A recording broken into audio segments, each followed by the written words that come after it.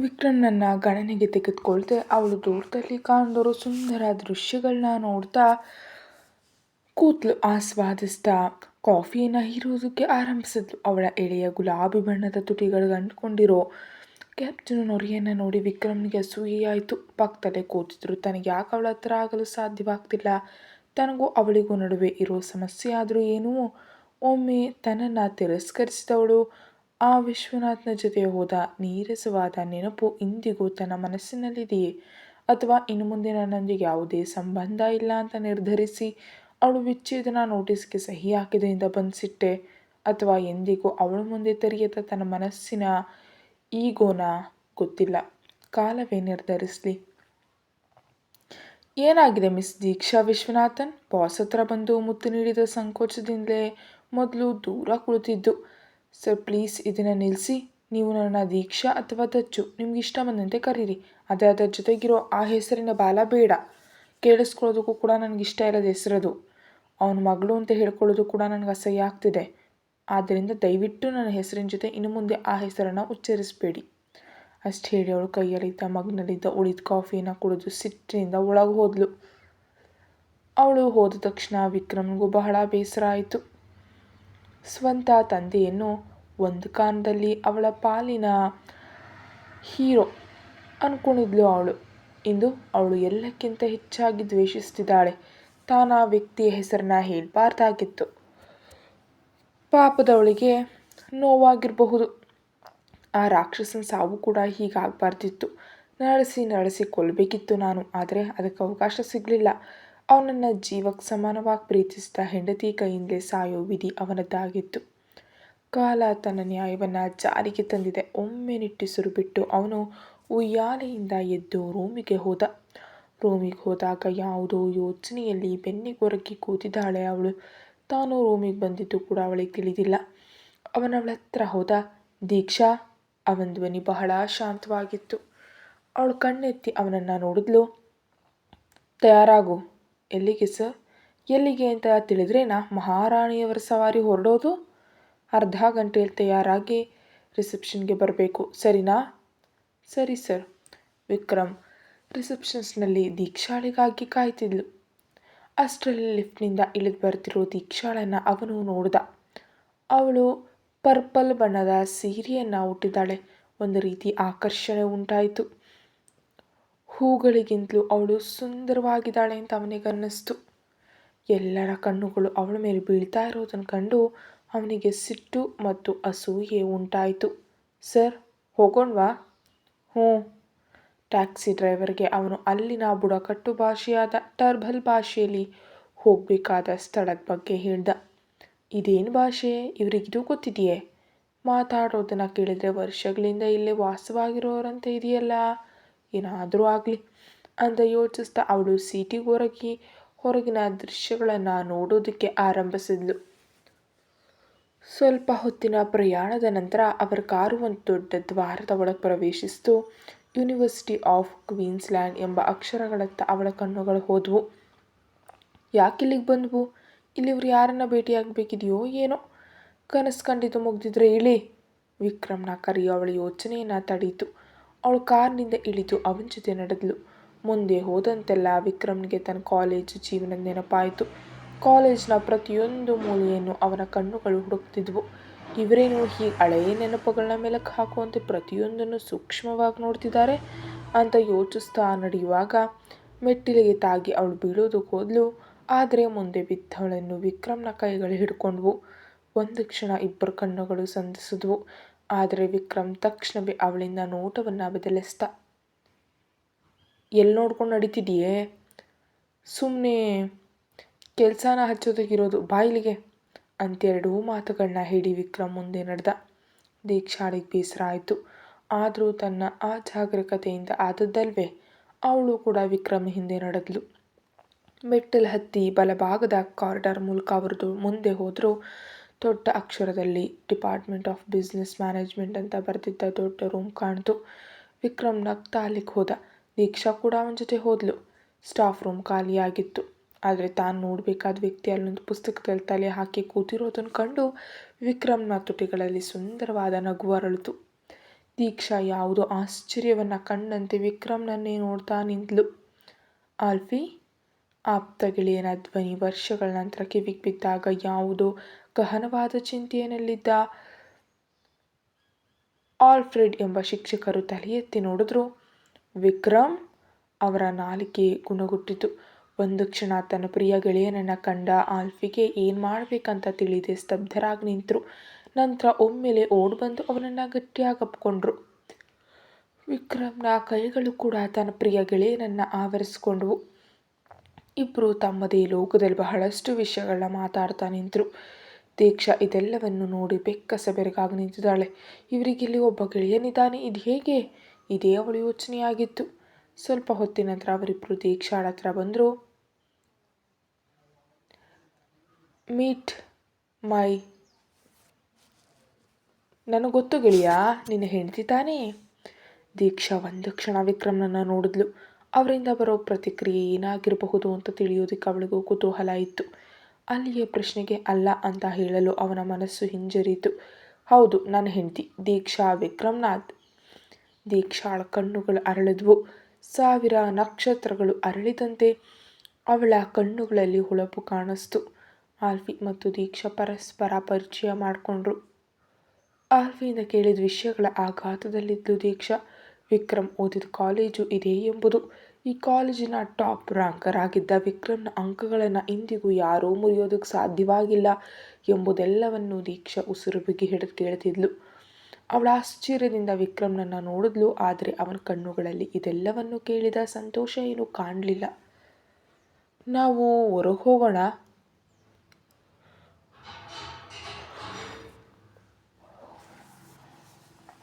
ಹೊರಗಡೆ ಹೂಗಳು ಅರಳಿವೆ. ರಿಯಲಿ? ಹೌದು ಗೆಳೆಯ, ನನ್ನ ಜೊತೆ ಬಾ, ನಾನು ನಿನಗೆ ತೋರಿಸ್ತೀನಿ. ದೀಕ್ಷಾ, ನೀನು ಕೂಡ ಬಾ. ಅಷ್ಟೇ ಹೇಳಿ ಆಲ್ಫಿ ಮುಂದೆ ಹೋದರು. ದೀಕ್ಷಾ ಮತ್ತು ವಿಕ್ರಮ್ ಅವರ ಹಿಂದೆ ನಡೆದರು. ದೀಕ್ಷಾ ವಿಕ್ರಮ್ನ ಪಕ್ಕದಲ್ಲೇ ನಡೆದ್ಲು. ನಡೆಯುವಾಗ ಇಬ್ಬರ ಬೆರಳುಗಳು ಆಗಾಗ ಪರಸ್ಪರ ತಾಕ್ತಿದ್ವು. ಅದರ ನಡುವೆ ಅವನ ಕೈಗಳು ಅವಳ ಕೈಗಳನ್ನ ಹಿಡ್ಕೊಂಡ್ವು. ದೀಕ್ಷಾ ಒಮ್ಮೆ ಬೆಚ್ಚಿಬಿದ್ಲು. ಅವನ ಮುಖದಲ್ಲಿ ಯಾವುದೇ ಭಾವನೆ ಇಲ್ಲದೆ ಮುಂದೆ ನೋಡ್ತಾ ನಡೀತಿದ್ದ. ಅವನ ಹಸ್ತದ ಬಿಸಿ ತನಗೂ ಹರಡ್ತಿರುವಂತ ಅವಳಿಗನ್ನಿಸ್ತು. ಓಹೋ, ನಾವು ಮಾಧುರಿ ದಂಪತಿಗಳು ಅಂತ ಆಲ್ಫಿಗೆ ತೋರಿಸೋ ಪ್ರಯತ್ನ ಇರಬೇಕು ಈ ಕೈ ಹಿಡಿದು ನಡೆಯೋದು ಅಂತ ದೀಕ್ಷಾ ಮನಸ್ಸಿನಲ್ಲಿ ಅಂದ್ಕೊಂಡ್ಳು. ಕಾಲೇಜಿನ ಹೊರಗೆ ಬಂದಾಗ ಅಲ್ಲಿ ಹೂ ಬಿಟ್ಟು ನಿಂತಿರೋ ಮರವನ್ನು ಕಂಡು ದೀಕ್ಷಾಳ ಕಣ್ಣುಗಳು ಅರಳಿದ್ವು. ನೇರಳೆ ಬಣ್ಣದ ಸುಂದರವಾದ ಹೂಗಳಿಂದ ತುಂಬಿರೋ, ಯಾರನ್ನಾದರೂ ಸೆಳೆಯುವ ಸುಂದರಿ. ಕ್ಯಾಂಪಸ್ನ ಎರಡೂ ಬದಿಗಳಲ್ಲಿ ಸಾಕಷ್ಟು ಮರಗಳು ಹೂ ಬಿಟ್ಟಿವೆ. ಆ ಹೂಗಳಿಂದ ತುಂಬಿರೋ ರಸ್ತೆಯಲ್ಲಿ ಅವರು ನಡೆದರು. ನಿಜಕ್ಕೂ ಪ್ರಕೃತಿ ಬಿಡಿಸಿದ ಸುಂದರ ಚಿತ್ರದಂತಿದ್ವು ಆ ಹೂವುಗಳು. ಅವರು ಅದರ ಕೆಳಗಿರೋ ಒಂದು ಬೆಂಚ್ ಮೇಲೆ ಕೂತರು. ಅಷ್ಟರಲ್ಲಿ ಒಂದು ಹೂವು ದೀಕ್ಷಾಳ ಹಣೆ ಮೇಲೆ ಬಿತ್ತು. ಅದನ್ನು ಕಂಡ ಆಲ್ಫಿ ನಗ್ತಾ ಅವಳ ಹತ್ರ ಬಂದ. Diksha, you are very lucky dear.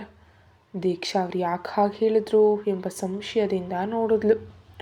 ಓ ದೀಕ್ಷಾ, ನಿನಗೆ ಗೊತ್ತಾ, ಈ ಹೂವು ನಿನ್ನ ತಲೆ ಮೇಲೆ ಬಿದ್ದರೆ ಅದು ನಿನಗೆ ಒಳ್ಳೆ ಅದೃಷ್ಟ ತರುತ್ತೆ ಅಂತ ಅರ್ಥ.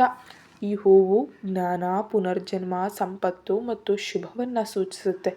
ಅದೃಷ್ಟದಂತೆ ತಾಳಿ ಕಟ್ಟಿದವನು ಪಕ್ಕದಲ್ಲಿದ್ದರೂ ಅವನ ಪ್ರೀತಿ ಮತ್ತು ಕಾಳಜಿಯನ್ನು ಅನುಭವಿಸಲು ಸಾಧ್ಯವಾಗದ ನಾನು ಎಂತಹ ಅದೃಷ್ಟವಂತೆ ಅಂತ ಅವಳು ಮೌನವಾದ್ಲು. ಹೇ, ಇಬ್ಬರು ಇಲ್ಲಿ ನಿಲ್ಲಿ, ನಾನು ಕೆಲವು ಫೋಟೋಗಳನ್ನ ತೆಗೆದುಕೊಳ್ತೀನಿ. ಆಲ್ಫಿ ದೀಕ್ಷಾ ಮತ್ತು ವಿಕ್ರಮ್ನನ್ನು ಹಿಡಿದು ಹೂಗಳ ಕೆಳಗೆ ನಿಲ್ಲಿಸಿದ್ರು. ವಿಕ್ರಮ್ ಅವಳ ಹೆಗಲ ಮೇಲೆ ಕೈ ಹಾಕಿ ತನ್ನ ಹತ್ತಿರ ಕೆಳೆದು ನಿಲ್ಲಿಸ್ದ. ಒಮ್ಮೆ ದೀಕ್ಷಾ ಬಿದ್ದು ಅವನನ್ನು ನೋಡಿದ್ಲು. ಅಂದು ಮುಂಬೈನಲ್ಲಿ ನಟಿಸಿದೆಯಲ್ಲ ಹಾಗೆ ಮತ್ತೊಮ್ಮೆ. ಅವಳ ಕಣ್ಣುಗಳನ್ನ ನೋಡಿ ಇದನ್ನು ಹೇಳಿದಾಗ ಅವಳು ನಿರ್ವಿಕಾರವಾಗಿ ಅವನನ್ನು ನೋಡಿದ್ಲು. ಆ ನೋಟದಲ್ಲೂ ಒಂದು ಸೌಂದರ್ಯವಿತ್ತು. ವಿಕ್ರಮ್ ಮತ್ತು ಅವನ ಕಣ್ಣುಗಳನ್ನ ನೋಡ್ತಾ ಇರೋ ದೀಕ್ಷಾ ಹಾಗೂ ಅವರ ಹಿಂದೆ ಸುಂದರವಾದ ಹೂಗಳು.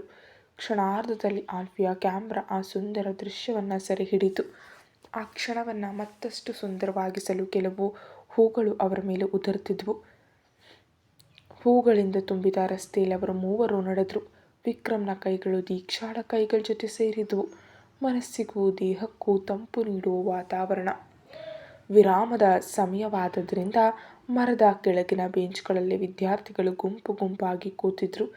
ಕೆಲವರು ಜೋಕ್ಗಳನ್ನು ಹೇಳಿ ನಗ್ತಾ ಇದ್ರು, ಕೆಲವರು ಓದ್ತಾ ಇದ್ರು. ಹೀಗೆ ಅನೇಕರು ಕೆಲಸಗಳಲ್ಲಿ ತೊಡಗಿದ್ರು. ದೀಕ್ಷಾ ಎಲ್ಲವನ್ನ ಸಂತೋಷದಿಂದ ನೋಡಿದ್ಲು. ನಿಜಕ್ಕೂ ಕಾಲೇಜ್ ಜೀವನ ಎಂಬುದು ಬದುಕಿನ ಸುಂದರ ಕಾಲಘಟ್ಟ. ಮತ್ತೆ ಮರಳಿ ಸಿಗಬೇಕು ಅಂತ ಎಲ್ಲರೂ ಬಯಸೋದು ತಮ್ಮ ಕಾಲೇಜು ದಿನಗಳನ್ನೇ ಅಲ್ವೇ?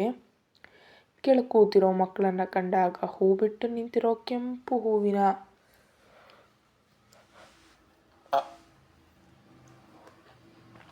ಮರದ ಕೆಳಗೆ ಕಳೆದ ತನ್ನ ಕಾಲೇಜು ಜೀವನ ದೀಕ್ಷಾಳಿಗೆ ನೆನಪಾಯಿತು. ವಿಕ್ರಮ್ ಕೂಡ ತನ್ನ ಕಾಲೇಜು ದಿನಗಳನ್ನು ನೆನಪಿಸ್ಕೊಳ್ತಿದ್ದ. ಆಲ್ಫಿ, ಸಿಬಿ, ಸ್ಟೆಫಿ ಮತ್ತು ಕ್ಯಾಥರಿನ್ ಅವರ ಜೊತೆ ಆ ಹೂವು ಕೆಳಗೆ ಕಳೆದ ಸುಂದರ ಕ್ಷಣಗಳನ್ನ ನೆನಪಿಸ್ಕೊಂಡಾಗ ಅವನ ತುಟಿಗಳಲ್ಲೂ ಒಂದು ನಗು ಅರಳಿತು. ವಿಕ್ರಮ್, ಆಲ್ಫಿ ಕರೆಯು ವಿಕ್ರಮ್ ಮತ್ತು ದೀಕ್ಷಾಳನ್ನ ನೆನಪುಗಳಿಂದ ಹೊರಗೆ ತಂತು. ಏನಾಗಿದೆ ವಿಕ್ರಮ್, ನೀನು ಕನಸು ಕಾಣ್ತಿದ್ಯಾ? ಇಲ್ಲ ಆಲ್ಫಿ, ನಾನು ನಮ್ಮ ಕಾಲೇಜ್ ದಿನಗಳನ್ನು ನೆನಪಿಸ್ಕೊಳ್ತಿದ್ದೆ. ಆಹಾ, ಹಾಗಿದ್ರೆ ನಿನಗೆ ಇಲ್ಲೊಂದು ಸರ್ಪ್ರೈಸ್ ಕಾದಿದೆ. ಸರ್ಪ್ರೈಸಾ? ಏನು?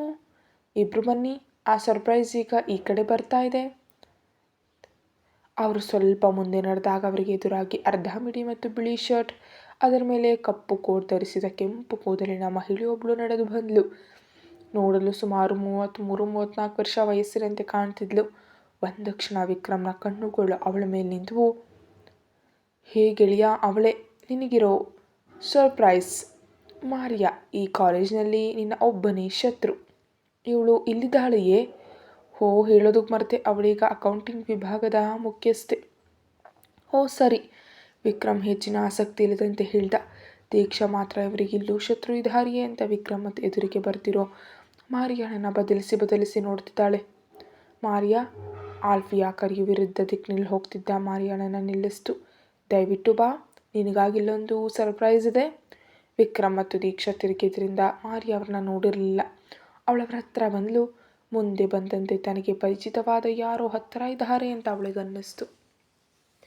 ಅವ್ರ ಬಳಿ ಬಂದ ಮಾರಿಯಾ ಅಲ್ಲಿ ಆಲ್ಫಿ ಪಕ್ಕದಲ್ಲಿ ನಿಂತಿರೋ ವಿಕ್ರಮ್ನಾಥ್ನ ಕಂಡ ತಕ್ಷಣ ಒಂದು ಕ್ಷಣ ಸ್ತಬ್ಧಳಾಗಿ ನಿಂತಳು. ದೀಕ್ಷಾ ಆ ಸಮಯದಲ್ಲಿ ಇಬ್ಬರ ಮುಖಭಾವವನ್ನು ಗಮನಿಸೋ ಗಡಿಬಿಡಿಯಲ್ಲಿದ್ಲು. ವಿಕ್ರಮ್ನ ಮುಖದಲ್ಲಿ ಅವಳನ್ನ ಕಂಡ ಸಿಟ್ಟಿದ್ರೆ ಮಾರಿಯಾಳ ಮುಖದಲ್ಲಿ ಸಿಟ್ಟಿಗಿಂತ ಹೆಚ್ಚಾಗಿ ಬೇರೇನೂ ಹೇಳಲಾಗದ ಭಾವನೆ ಇತ್ತು. ವಿಕ್ರಮ್? ಓಹ್, ಮರೆತಿಲ್ಲ ಅಲ್ವಾ? ಹೇಗೆ ಬರೆಯೋದಕ್ಕೆ ಸಾಧ್ಯ? ಯಾವುದಕ್ಕೂ ನನ್ನ ಜೊತೆ ಸ್ಪರ್ಧಿಸಿ ಗೆಲ್ಲಲು ಏನು ಬೇಕಾದರೂ ಮಾಡೋದಕ್ಕೆ ಹಿಂಜರಿಯದ ನಾನು ಒಬ್ಬನೇ ಎದುರಾಳಿ ನೀನಾಗಿದೆಯಲ್ಲ ಮಾರಿಯಾ. ಹೇ ವಿಕ್ರಮ್, ಅದೆಲ್ಲ ಹಳೆ ಕತೆ ಅಲ್ವಾ, ಬಿಟ್ಬಿಡು ಗೆಳೆಯ. ಎಷ್ಟು ವರ್ಷಗಳ ನಂತರ ಮತ್ತೆ ಭೇಟಿಯಾದಾಗ ಯಾಕೆ ಹಳೆಯದನ್ನೆಲ್ಲ ಹೇಳಿ ಪರಸ್ಪರ ದೂರ ಇರಬೇಕು? ಅಲ್ವೇ, ನಿನಗದನ್ನು ಹೇಳೋದು ಸುಲಭ, ಆದರೆ ಹೇಳಲು ಬಂದಿದ್ದನ್ನು ಮನಸ್ಸಿನಲ್ಲೇ ಇಟ್ಕೊಂಡು ಅವನು ಮೌನವಾದ.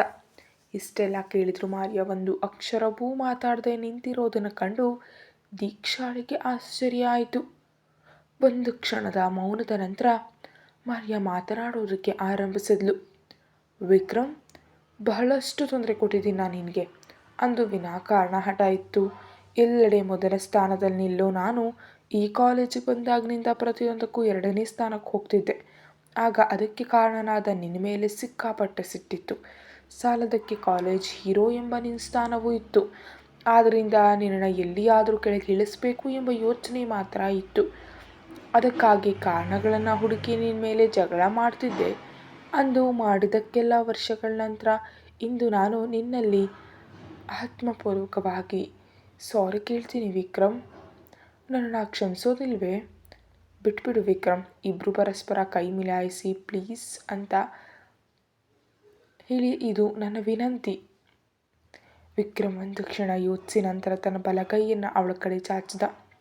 ಮಾರಿಯಾಳಿಗೆ ಸಂತೋಷದಿಂದ ಕಣ್ತುಂಬಿ ಬಂತು. ಅವನ ಕೈ ಜೊತೆ ತನ್ನ ಬಲಗೈ ಸೇರಿಸಿ ಹಸ್ತಲಾಘವ ಮಾಡುವಾಗ ಅವಳ ಕೈ ನಡಕ್ತು. ಇಬ್ಬರು ನಗ್ತ ಕೈ ಬಿಟ್ಟಾಗ ವಿಕ್ರಮನ ಪಕ್ಕದಲ್ಲಿದ್ದ ಹುಡುಗಿಯನ್ನ ನೋಡಿದ್ಲು. ವಿಕ್ರಮ್ ದೀಕ್ಷಾಳ ಸೊಂಟದ ಮೇಲೆ ಕೈ ಹಾಕಿ ತನ್ನ ಹತ್ತಿರಕ್ಕೆ ಸೇರಿಸ್ಕೊಂಡು ಮಾರಿಯಾಳಿಗೆ ಉತ್ತರ ನೀಡ್ದ. ನನ್ನ ಹೆಂಡತಿ ದೀಕ್ಷಾ ವಿಕ್ರಮ್ನಾಥ್. ಅದನ್ನು ಕೇಳಿದ ಮಾರಿಯಾಳ ಕಣ್ಣುಗಳಲ್ಲಿ ಯಾವುದೋ ಕಳ್ಕೊಂಡ ಭಾವನೆ ಮೂಡಿತು. ಆದರೆ ದೀಕ್ಷಾಳ ಕಣ್ಣುಗಳಲ್ಲಿ 1000 ನಕ್ಷತ್ರಗಳು ಅರಳಿದ್ವು. ಅವಳು ಅರಳಿದ ಕಣ್ಣುಗಳಿಂದ ವಿಕ್ರಮ್ನನ್ನ ನೋಡಿದ್ಲು. ಒಂದು ವೇಳೆ ನೀಲಿ ಸಮುದ್ರದಂತಿರೋ ಅವಳ ಕಣ್ಣುಗಳಲ್ಲಿ ನಾ ಸೋತು ಹೋಗ್ತೀನಿ ಅಂತ ಅನ್ನಿಸ್ದಾಗ ವಿಕ್ರಮ್ ಅವಳಿಂದ ನೋಟ ಬದಲಿಸ್ದ. ಆಗಲೂ ಅವನ ಕೈ ಅವಳ ಸೊಂಟದ ಮೇಲೆ ಇತ್ತು. ಪರಮ ಶತ್ರುಗಳಾಗಿದ್ದವರು ಸಿಟ್ಟು ಮರೆತು ಒಂದಾದ ಕಾರಣಕ್ಕೆ ಪಾರ್ಟಿ ಬೇಕಂತ ಆಲ್ಫಿ ಹಠ ಮಾಡಿದ್ರಿಂದ ಅವ್ರು ನೇರವಾಗಿ ಕ್ಯಾಂಪಸ್ ಒಳಗಿನ ಕ್ಯಾಂಟೀನ್ಗೆ ಹೋದರು. ಮೆನು ಕಾರ್ಡ್ನಲ್ಲಿರೋದನ್ನು ಆಲ್ಫಿ ಆರ್ಡರ್ ಕೊಡ್ತಿದ್ರು. ಹೋ, ನಿನಗೆ ಇಂದಿಗೂ ಹಳೆಯ ಸ್ವಭಾವ ಬದಲಾಗಿಲ್ವಲ್ಲ ಆಲ್ಫಿ? ಅಂದಿನಂತೆ ಈಗಲೂ ತಿನ್ನೋ ಹುಚ್ಚು. ಆದರೆ ಇಷ್ಟು ತಿಂದರೂ ಏನೂ ಮೈಗೆ ಹತ್ತುತ್ತಿಲ್ವಲ್ಲ ಅಂತ ವಿಕ್ರಮ್ ಅಣಕಿಸ್ತ. ದೀಕ್ಷಾಳಿಗೆ ಆಶ್ಚರ್ಯ ಆಯಿತು. ಯಾಕಂದರೆ ಇಂಥ ಒಬ್ಬ ವಿಕ್ರಮ್ ಅವಳು ಮೊದಲ ಬಾರಿ ನೋಡ್ತಿದ್ಲು. ಅವರಿಗೆ ತಮಾಷೆ ಮಾಡೋದಕ್ಕೂ ಬರುತ್ತಾ? ಅವಳಿಗೆ ಅಚ್ಚರಿ ಆಯಿತು. ಆಶ್ಚರ್ಯದಿಂದ ತನ್ನನ್ನು ನೋಡ್ತಿದ್ದ ಅವಳ ಆ ಕಣ್ಣುಗಳನ್ನ ವಿಕ್ರಮ್ ಗಮನಿಸ್ದ. ಸ್ವಲ್ಪ ಹೊತ್ತಿನ ನಂತರ ಆಲ್ಫಿ ಆರ್ಡರ್ ಮಾಡಿದ ಆಹಾರಗಳೆಲ್ಲ ಟೇಬಲ್ ಮೇಲೆ ಬಂದವು. ಬೆನ್ಸ್ ಬರ್ಗರ್, ಚೀಸ್ ಟೋಸ್ಟಿ, ಹೀಗೆ ಹಲವಾರು ರೀತಿಯ ಕ್ವೀನ್ಸ್ಲ್ಯಾಂಡ್ ವಿಶೇಷ ಆಹಾರಗಳನ್ನ ಕಂಡು ದೀಕ್ಷಾ ಬೆಕ್ಕಸ ಬೆರಗಾದ್ಲು. ಬಹಳ ದಿನಗಳ ನಂತರ ತನಗಿಷ್ಟ ಆದ ಆಹಾರ ಕಂಡಾಗ ವಿಕ್ರಮ್ ಎಲ್ಲವನ್ನ ಆಸ್ವಾದಿಸಿ ತಿಂದ. ಆಲ್ಫಿ ಕೂಡ ಚೆನ್ನಾಗಿ ತಿಂದ. ಮಾರಿಯಾ ಬಹಳ ಕಡಿಮೆ ಆಹಾರ ಸೇವಿಸೋಳು ಎಂದು ಅವಳು ತಿನ್ನೋದನ್ನು ನೋಡಿದಾಗಲೇ ತಿಳಿಯಿತು. ದೀಕ್ಷಾಳಿಗೆ ಇಂಥ ಆಹಾರಗಳನ್ನ ತಿಂದು ಅಭ್ಯಾಸ ಇಲ್ಲದ ಕಾರಣ ಅವಳು ಕೇವಲ ಕ್ರಿಸ್ಪಿ ಚಿಕನ್ ಮತ್ತು ರೋನೆಟ್ಸ್ ಮಾತ್ರ ತಿಂದಳು. ಹೀಗೆ ಆಹಾರ ಸೇವಿಸಿ ಸಾಕಷ್ಟು ಸಮಯ ಎಲ್ಲರೂ ಸ್ನೇಹದಿಂದ ಮಾತಾಡಿದ್ರು. ವಿದಾಯದ ಸಮಯ ಬಂದಾಗ ಎಲ್ರಿಗೂ ಬೇಸರ ಆಯಿತು. ಬಹಳ ಕಡಿಮೆ ಸಮಯದಲ್ಲಿ ಆಲ್ಫಿ ಮತ್ತು ಮಾರಿಯಾ ದೀಕ್ಷಾಳ ಸ್ನೇಹವನ್ನು ಗಳಿಸಿದ್ರು. ಸ್ನೇಹ, ಅದು ನಿಜಕ್ಕೂ ಮಾತುಗಳಿಂದ ವರ್ಣಿಸಲು ಅಸಾಧ್ಯವಾದ ಅನುಭೂತಿ. ವಿದಾಯ ಅನಿವಾರ್ಯವಾದ್ದರಿಂದ ಮತ್ತೆ ಭೇಟಿಯಾಗೋಣ ಎಂಬ ಮಾತು ನೀಡಿ ಪರಸ್ಪರ ಅಪ್ಪಿಕೊಂಡು ಅವರಲ್ಲಿಂದ ಹೊರಟರು. ತಮ್ಮ ಕಾರು ಕ್ಯಾಂಪಸ್ನಿಂದ ಹೊರಗೆ ಬಂದಾಗ ದೀಕ್ಷಾ ಮತ್ತೊಮ್ಮೆ ಅತ್ತ ತಿರುಗಿ ನೋಡಿದ್ಲು. ಆ ಹೂ ಬಿಟ್ಟ ಮರಗಳು ಹೇಳದೆಯೇ ಏನೋ ಹೇಳ್ತಿರುವಂತೆ ಅನ್ನಿಸ್ತು. ಮತ್ತೆ ಒಂದು ವಸಂತ ಕಾಲವನ್ನು ಬರಮಾಡಿಕೊಳ್ಳಲು ಹೀಗೆ ಬರಬೇಕು ಅಂತ. ಕೆಲವು ಕ್ಷಣಗಳ ಸುಂದರ ನೆನಪು ನೀಡಿದ ಕ್ವೀನ್ಸ್ಲ್ಯಾಂಡ್ ವಿಶ್ವವಿದ್ಯಾನಿಲಯಕ್ಕೆ ಮನಸ್ಸಿನಲ್ಲೇ ಧನ್ಯವಾದ ಹೇಳ್ತಾ ಅವಳು ಸೀಟಿಗೆ ಹೊರಗೆ ಕಣ್ಣು ಮುಚ್ಚಿದ್ಲು. ಆಗಲೂ ಕಣ್ಣು ಮುಂದೆ ಆ ನೀಲಿ ವಸಂತವೇ ಇತ್ತು. ಹಿಂತಿರುಗಿ ಬರುವಾಗ ಸರಿಯಾಗಿ ಊಟ ಮಾಡದ ಕಾರಣ ದೀಕ್ಷಾಳಿಗೆ ಬಹಳ ಹಸಿವಾಯಿತು. ಆದರೂ ನಮ್ಮ ಕೇರಳದ ಊಟಕ್ಕೆ ಸರಿಸಾಟಿಯಾದದ್ದು ಯಾವುದೂ ಇಲ್ಲ. ಮಸಾಲೆ ಹಾಕಿ ಕರಿದ ಮೀನು ಮತ್ತು ಒಂದು ತುತ್ತು ಅನ್ನ ತಿನ್ನಲು ಅವಳ ಮನಸ್ಸು ಬಯಸ್ತು. ಅತಿ ಆಸೆ ಮಗಳೇ, ಅತಿ ಆಸೆ. ಈ ಬ್ರಿಸ್ಬೇನ್ಗೆ ಬಂದು ನಿನಗೆ ಕೇರಳದ ಊಟ ಬೇಕು ಅನ್ನೋದು ಸ್ವಲ್ಪ ಅತಿ ಆಸೆ ಅಲ್ವಾ ಅಂತ ಅವಳ ಮನಸ್ಸು ಅವಳನ್ನೇ ಅಣಕಿಸ್ತು.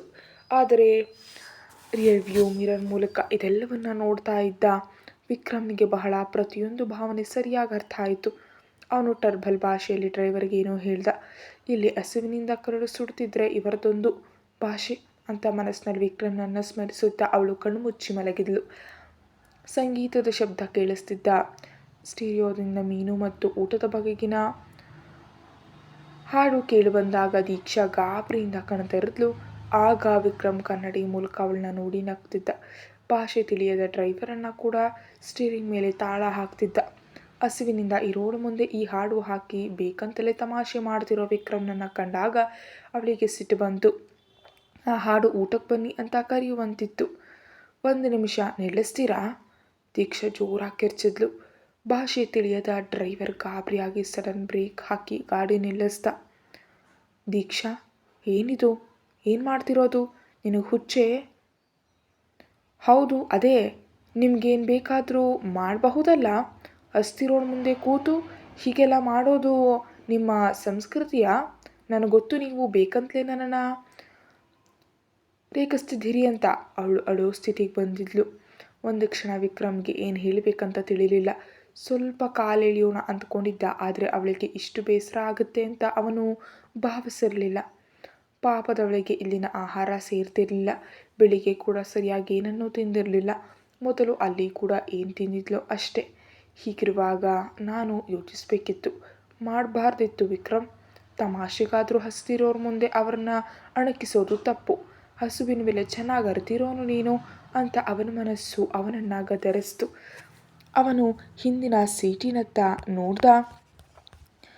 ಅವಳು ಕಣ್ಮುಚ್ಚಿ ಹೊರ ಕೂತಿದ್ಲು. ಒಂದು ಕ್ಷಣ ಅವಳನ್ನೇ ನೋಡಿದ. ಅವನ ನಂತರ ಡ್ರೈವರ್ಗೆ ಟರ್ಬಲ್ ಭಾಷೆಯಲ್ಲಿ ಏನೋ ಹೇಳ್ದ. ಕ್ಷಣಾರ್ಧದಲ್ಲಿ ಅವರ ಕಾರು ವಿಕ್ರಮ್ ಹೇಳಿದ ಸ್ಥಳದತ್ತ ಸಾಕ್ತು. ಕತೆ ಮುಂದುವರಿಯುತ್ತೆ. ಹೆಚ್ಚಿನ ವಿಡಿಯೋಗಾಗಿ ಚಾನಲ್ಗೆ ಸಬ್ಸ್ಕ್ರೈಬ್ ಮಾಡಿ ಮತ್ತು ಮೆಂಬರ್ಶಿಪ್ ತಗೊಳ್ಳಿ. Thank you.